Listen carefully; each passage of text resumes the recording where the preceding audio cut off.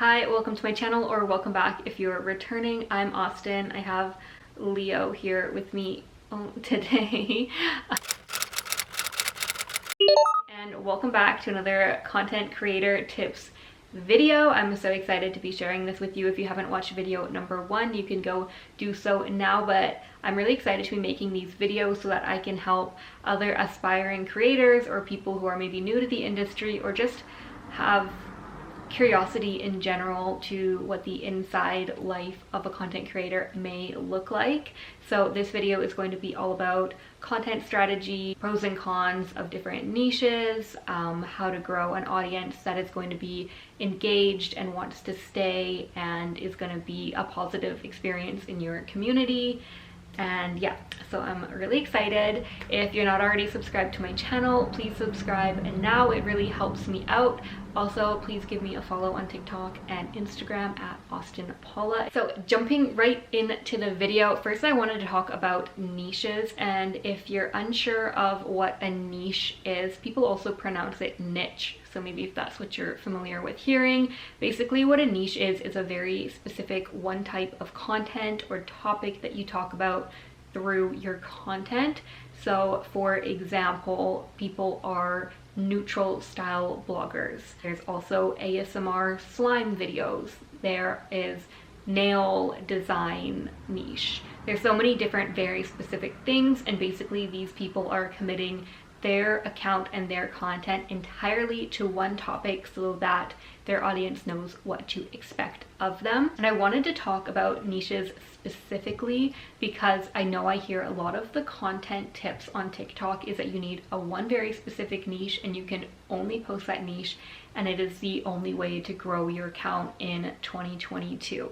So this is my personal opinion on niches and growth for your community. Starting out with the pros of having one niche from the perspective of growing your account and growing your audience, is having one niche is going to basically ensure that if someone sees your video and they follow you and then they continuously are seeing your content, you know that they're going to love it because they followed you for what you're basically doing again and again and again. Basically, they are following you because they already love what you're posting. So by posting very similar things to what you always post, they are going to love and engage with all of the content that you're putting out there. In my opinion, a con of posting just one very specific type of content in relation to having growth and audience is that you won't be able to share a lot of these other fun things that might be going on in your life. So if you are somebody who specifically you do nail videos, I just followed some nail accounts and I love watching them, so that is my example. If you are doing nails in your videos and you're moving into your dream apartment and you want to share it with your mass followers, it's not really going to look as good with all of your nail content. Is it's gonna be a little bit confusing, especially since you've spent however long strictly posting one thing.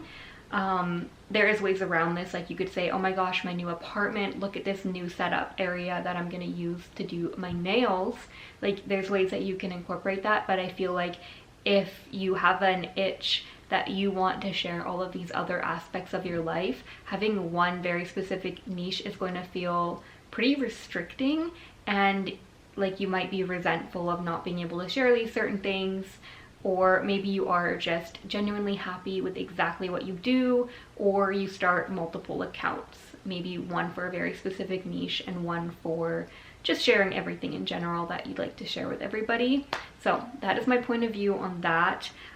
Then the pros of having a very specific niche in relation to working with brands is that they're gonna assume that nearly 100% of your followers are actually there to support your nail art, and that's exactly what they want to see.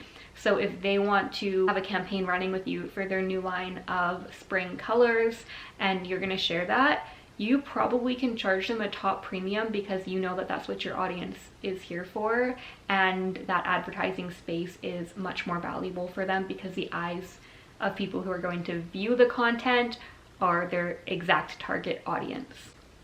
Now, moving on to multiple niches, which is how I identify, because I share fashion and lifestyle. I share when I do my nails. I share what I'm eating sometimes. I do vlogs. I'm kind of just doing everything. And in my opinion, the pros of this in relationship to having an audience is that these people that follow me, and some of them I follow back, they're seeing more of an insight into my day, and it feels more friendly, like we're friends, we're in a community. It feels just fun that I can show them these different aspects of my life, or I can just post something like funny that happened to me without being worried or concerned that that's so off-brand for me to just randomly start talking on stories, because usually I just post aesthetic videos of one thing or who knows what it is. I also feel like another pro, just a personal pro, is that there's less opportunity to feel bored in the type of content that you create, because there's so many endless opportunities that you can do, and you can kind of seamlessly incorporate content into your life. From a relationship with brands point of view, for having all of these different niches that I post, maybe they won't pay as high as a premium because they can assume that maybe only 25% of my audience is interested in what color I painted on my nails, versus 100% of people being interested in the nail account's nails. But I also have opportunity to partner with brands in all aspects of my life. I can partner with food and beverage, I can partner with skincare, with clothes, travel. I can do a lot more well-rounded things, and to me that's more exciting, to partner with all of these brands that I already incorporate into my everyday life. So that is my opinion on different niches. I know either way honestly could work, and if you're super torn between the two, my advice would be to have that one set account that is your very specific niche, and then start a secondary account where you post your favorite videos out of your first account, but you also blend them together with other aspects of your life and other things that you're just wanting to put on the internet and that you're inspired to create. Okay, so I wanted to touch quickly on intuitive content versus planned content. And basically intuitive content is more spur of the moment, those random ideas that you get hopping on a trend quickly, whereas the planned content is more so when you like sit down and you say like, okay, I'm gonna do a specific video, I'm gonna put all these outfits together and have these different locations, and it's a lot more high effort sometimes, even though intuitive content can be high effort depending on what it is that you are feeling inspired to create. Honestly, both these are super good and super great. My favorite thing to do for content and having my content grow and reach is to respond to comments as a video. So I'm talking mostly about TikTok specifically here. Reels also has this feature, but my video that got my highest ever views, like blew up and gained me thousands of followers on TikTok, was I posted a trend, and it was my July camera roll, I think it was, and it just has like an auto feature that TikTok has where it auto syncs your photos and your videos together along with the audio of your choice. So I use this audio. I'm actually just gonna quickly put it right here, the video that I posted.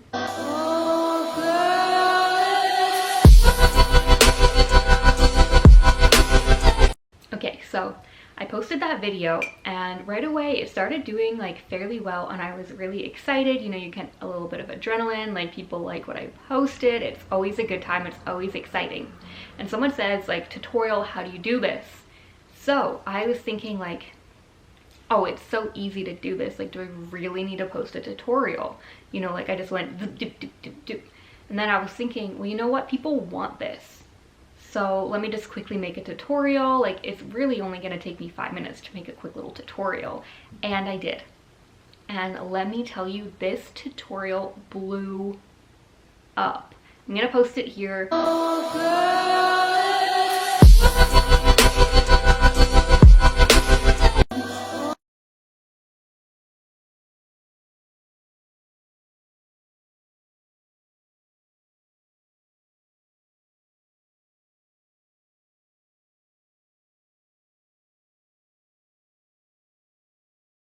it blew up. And then I was like getting so many comments, and then people just asking more questions like, have you tried it this way? And then I would make another video, and like instantly it was getting like 5,000 views. And then someone would say, how do you crop this? And I would do that video, and that one was doing well. And just like playing off of like, if people want something from you and you're in the position to share the tutorial, share the behind the scenes, just share as much as you can and go off of the comments of what people want. That content is going to get pushed out, it's gonna blow up, it's what people want to see from you.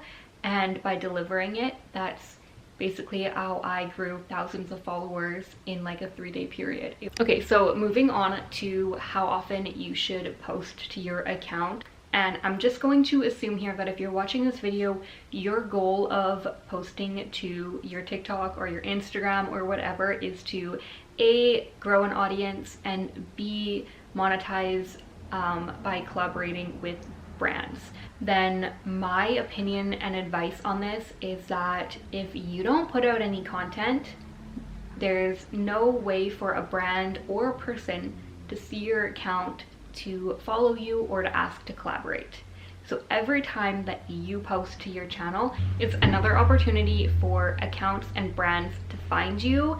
And the more consistently you post, the more consistently you're going to find these people who want to be a part of your community, and find brands that are inspired and like your content and want to collaborate by having you use their products in your content. Basically, if you were an online store and you had no products and then you realize that you had 0 sales, that would be in direct relationship. You need to have a product if you want to make a sale.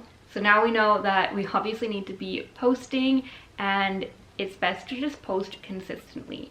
So a lot of people just starting out post 3 times a week on their feed, so 3 photos a week and maybe 1 or 2 reels per week and 1 to 2 TikToks. And these can be the same videos that you're posting to reels and to TikTok.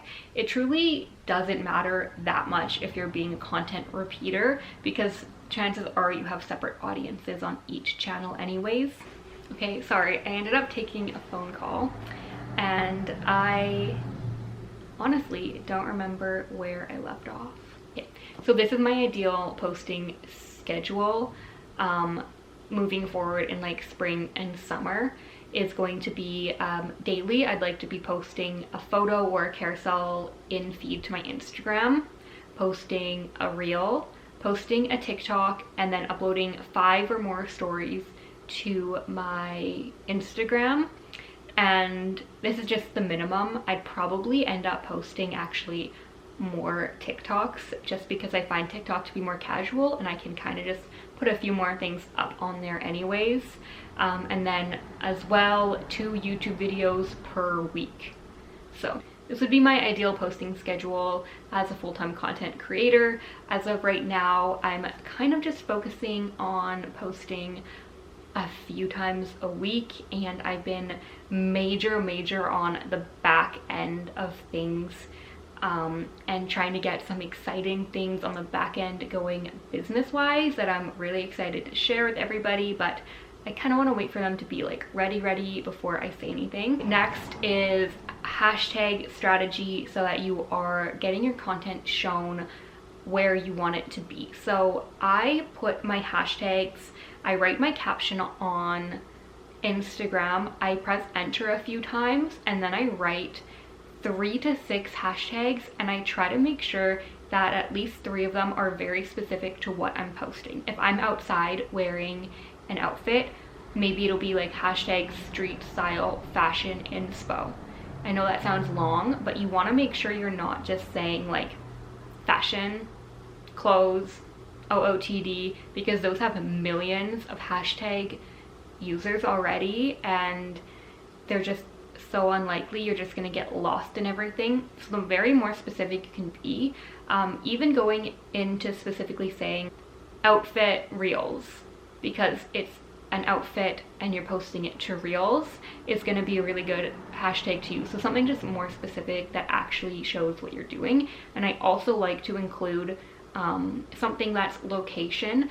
So for me in Canada, I'll write either fashion Canadians or Kelowna blogger or Vancouver fashion blogger, just because Vancouver is only a few hours away and I go there pretty often. So I like to do something that's specifically to what I'm posting, as well as a location specific, because I am doing this so that brands and people can find me. And if I'm just hashtag OOTD, no one's gonna see it. If I'm posting in like an all neutral outfit, but for some reason pastels are trending and I'm saying hashtag pastel outfit, nobody's gonna want to see my content in there, so that wouldn't make sense. So I just do 3 to 5 or 3 to 6 very specific hashtags to what I'm wearing, and I put it in the caption. Same with on TikTok. I usually do about 3 hashtags on TikTok, and again, I try to make them specific to what I'm doing. And if I'm using a trending audio, I'll also use a hashtag that is saying the words of the trending audio, because a lot of people will search up the hashtag instead of the audio when they're looking for that new trend. So now that we have grown our community, the best thing that we can do is keep the people engaged and keep everybody on your platforms. Basically, in marketing and sales, they teach you that it is easier to have a repeat customer than it is to get a brand new customer. So same thing goes with your audience. You want to make sure that the people that you've invited into your community that are here to see your content stay to see your content, that they don't just unfollow you a week later because they're bored of what you're posting or they don't feel a connection with you. So what you can do to make sure you're retaining your audience is always reply back to all of your comments, thanking them, interacting with them, just make sure that you're acknowledging everybody that's taking the time out of their own day to comment on your piece of content, so that you're showing your appreciation that they're there and that they're a valuable part of your community. You can take it one step further. Sometimes for the first 30 minutes that my post goes live, I will actually comment back on all of their content. So if the first people in the first 30 minutes, I will heart their comment, I'll reply to them, and then I'm gonna go check out their page. I'll like a few of their recents, and I'll comment on one of my favorite pieces of their content, just so it shows that I'm supporting them. And I also have found accounts that I genuinely love by doing this, and that maybe I wouldn't have discovered otherwise. So it's just growing my friendships and making it so I'm finding more people that I can follow. Okay, next is interacting with the people that you follow, because maybe the people that you follow will actually end up following you later down the line if they aren't already. So basically, I know it's so easy to just scroll and double tap and scroll and double tap, but honestly, take the time to appreciate the art that people are posting and just tell them, like, I love this photo, like I love how you styled those shoes with that bag, location goals, outfit goals. Just look at the photo and tell them what you love about the photo, and chances are over time you're gonna develop a relationship with this person and they're gonna start coming to your page too and commenting back on your stuff, and you guys are going to follow each other and chat with each other, and it's just a great way to build a personal connection and have somebody that you know is gonna stay there for your content and that you're gonna support right back. I think I have a few more tips, but I wanted to stop for a minute and talk about some red flags. Someone DMs you, they want to do S for S or F for F, like shout for shout, follow for follow. Basically, these people don't have your best interest at heart. If someone loves your content, they're just gonna share your content to their stories. They're not gonna want something in return from you. It's not a transaction to say, hey stranger, we don't follow each other, but let's share each other's accounts. Like, that doesn't make any sense. Why would that person have your best interest at heart? And if you're not already following them, you wouldn't want to post them to your stories because it's not authentic. You're not, sharing them because you are obsessed with their content and you love their account. You only would be posting them as a business transaction in hopes that you grow more followers and vice versa, but it's just not authentic, and your followers are going to see right through that. I know it was a trend a couple years ago, Follow Friday, and you would post 10 accounts to your stories, and a lot of the time you did have an arrangement with somebody that I'll post you if you post me. And it can be okay if you're mutually posting somebody who you're already close with, you chat with all the time, but not someone who you don't even follow and they don't follow you. Next red flag is engagement groups. So these are people who are going to want you to join their group chat, and basically every time someone in this group chat posts, you are supposed to like, save, comment, share their content. And if you don't live up to your requirements, they are gonna ghost your content completely. It's very give and take there. And basically Instagram recognizes these engagement groups, engagement pods, and they do not want people using that because it's not authentic relationships, and it's gonna hurt your account at the end of the day. As soon as you stop interacting with the engagement group, all of those people poof, go away, and you're left with getting less comments than you thought that you normally would get, and it's just not going to be a true understanding of how your audience actually reacts to your content. You really want to see what your community actually likes, and an engagement group is just going to be a false reality of that, and it's going to hurt your account in the long run.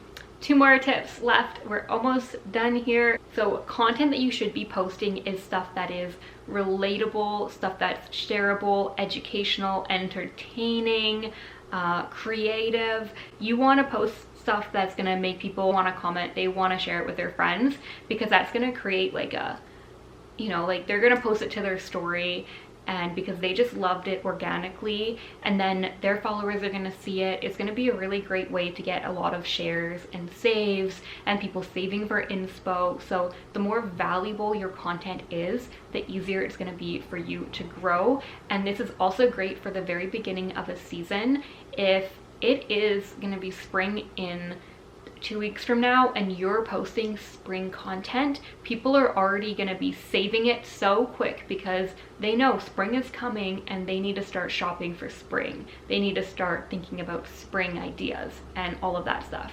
So the more shareable and savable the content, the easier that's going to be for you to grow. And then my very last tip is to utilize all of your platforms. So you might have heard in my YouTube intro, I asked if you would follow me on TikTok and on Instagram because that would help me out. And by letting my audience know on YouTube that I have those other channels and to link them in the description, it's going to help to show them that I have these other places where that they can find me. Same with when I'm on Instagram stories, I can link my TikTok, like, hey, I posted a new TikTok, go check it out. When I'm on TikTok, I can share, like, here's what I posted to my Instagram this week, and then my TikTok followers will go, oh my gosh, she has an Instagram.